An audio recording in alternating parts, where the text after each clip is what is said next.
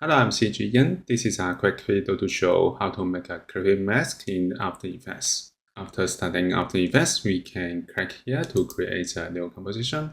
I will keep the default setting and press OK. So our composition is created. Next, we can go to File folder. I have an image. I drag and drop into After Effects projects, and then drag and drop into composition. So I import the image into the composition. Actually, if we're doing the creepy mask, we can use image layer, we can use video layer, or composition. So if we're doing this, make sure that we select the layer, and then we can go to top toolbar. We can use pen tool, or we can use shape tool.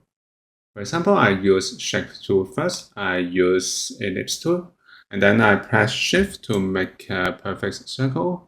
So we can see that a mask is added. So if we open it, we can show the mask path. We can make the mask feeder,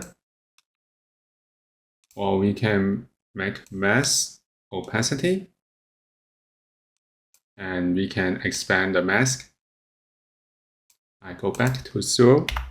And also we can change the shape of the mask. For example, we can use the Converge Vertex tool and select the mask and change the shape with the arm, or we can press Ctrl and move the vertex.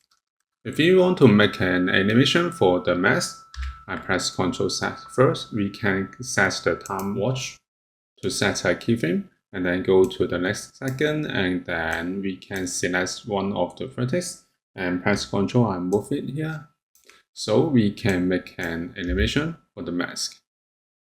So if we change our mind, we can delete the mask by pressing delete. So this is first way to make the shape mask. We can also use the pen tool. We can click and drag to make a path and close it to make a mask. So we can do the same thing to set the mask. So this is how we can make a creepy mask in After Effects.